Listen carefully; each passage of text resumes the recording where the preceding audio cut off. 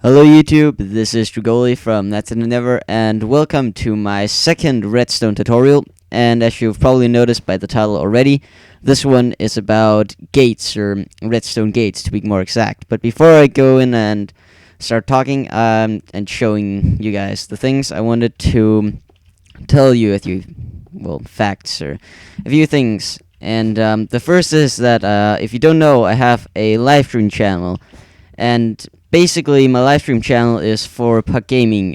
Killjoy asks me personally to join their live stream team, and I'm really glad that he asked me. I really appreciate that he asked me to join the live stream team, and I said yes. So I'm in their live stream team now, and I do a couple of live streams, and I've come to the conclusion that every Monday, Wednesday, and Friday there's going to be a live stream, and it could either just be gameplay or there could also be some commentary going on with it. So the link will be in the description to my live stream channel, but you can go there and check it out. It's pretty cool in my opinion. And also my Minecraft tutorials. I have 15 episodes planned already, but every 5th episode is going to be a viewer special. And that means that I want you guys to comment down below on this video for the first viewer special, which is going to be the 5th episode. I want you guys to comment down below on what tutorial you would like for a viewer special. It doesn't have to be a redstone tutorial, just any Minecraft tutorial, just comment it down below. And the one that gets the most amount of rating, or the highest rated comment, will be the one I'll try and do a tutorial on. And if it's like a big tutorial, like a CPU or something, that would be a bit crazy. But if it is something like that, it will probably last more viewer specials, because I don't want to do a 4-hour, one full 4-hour episode. So if it's something like that, it might be more viewer specials, but just could be anything. So comment down below, and on the next viewer specials, I want you to comment on the last viewer special video. So, for example, for the one after the 5th episode, I believe that's episode 10, just then you comment on episode 5 on what tutorial you'd like. So remember to do that, and let's get started. So when you're using redstone, you have basic gates, and I have already showed 1 or 2 gates, and those were the inverter and the extender. So I'm just going to build these. The inverter basically goes like this, and the extender goes like this. So basically this gate you'll probably never use, because instead of having to use a gate like that, we now have the redstone repeater, which basically does the same thing. I'm just going to put this down so you can see.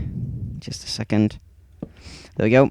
But the inverter gate, you might use that a few times, and I'll probably use it throughout the video, or throughout other tutorials, like using I'll explain it further when I get to actually using them in those tutorials. But basically this inverter, the first one I'm going to talk about, this, as the name kinda tells you, it inverts the power. And it basically uses the principle of the redstone torches. When a redstone torch gets power into it, you can't do like this and then add power to the redstone torch. But if the redstone torch, like here, is on a wall or surface, so the power can transfer out this input redstone. You could also do like this, just so you know. But for the input redstone, when you add power to it, it inverts, because the redstone will then turn this torch off, so there will be no power here. But when there's no input, then the output will be turned on. So it's a gate that you might use pretty often when building redstone stuff. And just basically that, redstone torch principle. So the next 2 here are basically the same thing, because this was the old type of repeater. Before Notch added this into Minecraft, we had this repeater. And it basically uses this principle with the redstone torches. It just has basically 2 inverters, which makes the power extend. And this does the same thing, and it's just much, much smaller, and only uses up one space instead of, like, this is a space, that's a space, there. I mean, it's like a lot of spaces. And the good thing about the redstone repeater here, you can also give it a delay. So if I do something like this, you can see there's a delay between me turning on the power and it actually doing something over there. So that's something to keep in mind. And the next gate is it's the AND gate. And the AND gate looks like this. So you have 3 pieces of whatever you want. You have 2 torches here. No, you have 3 torches. You have torches there, and here on the front.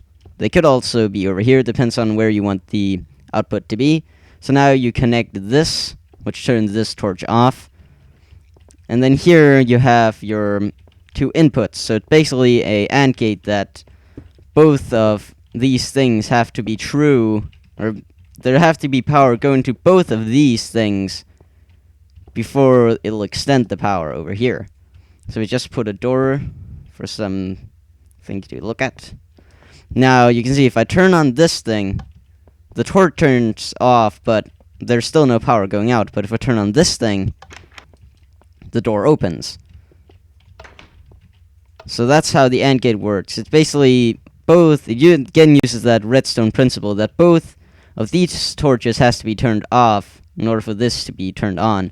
Because if any of these are turned on, it adds power to this redstone torch, which turns it off, like it does over here. So you basically need all of these to be true. Fail. Ah, damn it. Okay, so now let's move on to another gate that's very much like this one. It's the... I never remember the names of these things. What's it called? It's the Nand gate. And it's basically the same thing, just doesn't have that redstone torch there. So it's basically another... Oh, whoa, what the hell? Okay, that's... Oh, whoa. I think it just made Minecraft bug for some reason. How do they do that? I have no clue how I did that, but it looks awesome. But you can see here both redstone torches needs to be turned off in order for this to be turned off as well. Just put this.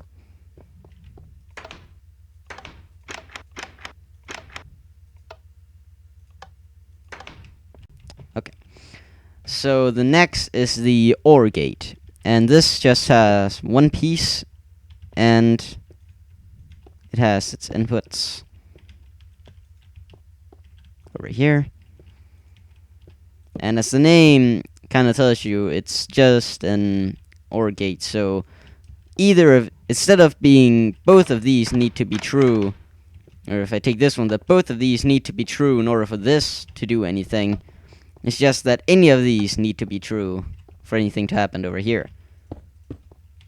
So it doesn't matter if both of these things are turned on, or if just one of them is turned on. But if they're both turned off, nothing happens. But if they're both turned on, it does the same thing as one of them being turned on.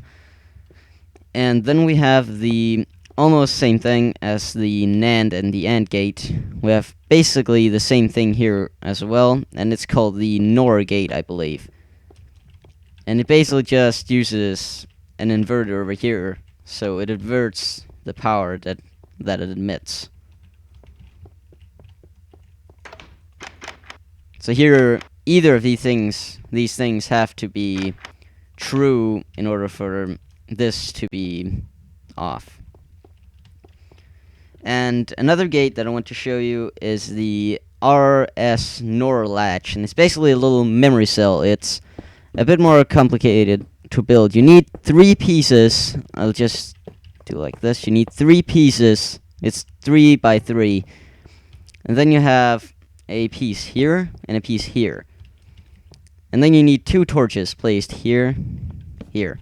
And now I need to connect this wire, or this redstone. So this is... Oh, wait. Let me just fix the time and the weather. There we go.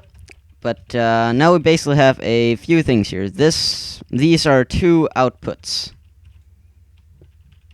We have two outputs. Oh, wait a minute. I'll just do like this instead. We have two outputs over here, and we have two inputs here. So if I do that, and do this. So we basically have two inputs and two outputs. And you can see right now, this is turned off while this is turned on. No, this is turned on while this is turned off. But if I add power to this... No, wait, it's over here. If I add power to this thing, then it inverts it. So now this is turned on while this is turned off. And it'll stay this way even if I turn off this thing here. And that makes it useful for buttons.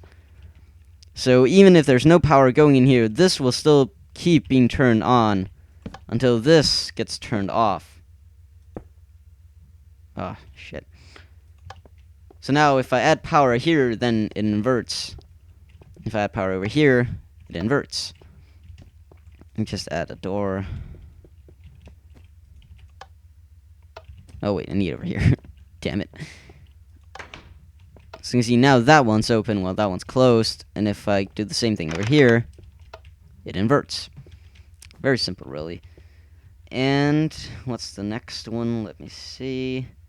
I believe there's the 5 clock pulsar. So let's build that one. We basically have blocks here. Wait. Wrong block. I do this so it's easier to see on the stone. And we have one here, there. Now we need one over there. I don't use this one that much, so it's a bit hard for me to build, but just a second. Oh wait, fail. It needs to be like that. And then wait, what? Oh yeah, needs no, wait. Here. So as you can see, when I complete this, it'll start pulsing over here. So I'll just add the door. You can see now it starts pulsing at about, I believe, half a second or so intervals. So I can make a pulsar. So I'll just stop this. It gets pretty annoying after a while. I'll just do this. So it basically just pulses the power around.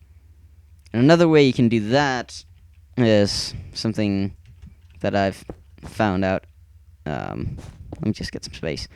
You can use these redstone repeaters. So if you have like 2 repeaters, you give a little bit of delay on that one. You do like this. No, wait, you can just do like this. And then you have 2 repeaters here. Delay on the first one. Do like this. And 2 repeaters. Let me just do something over here. So it looks a bit more symmetrical. And then you can do like this.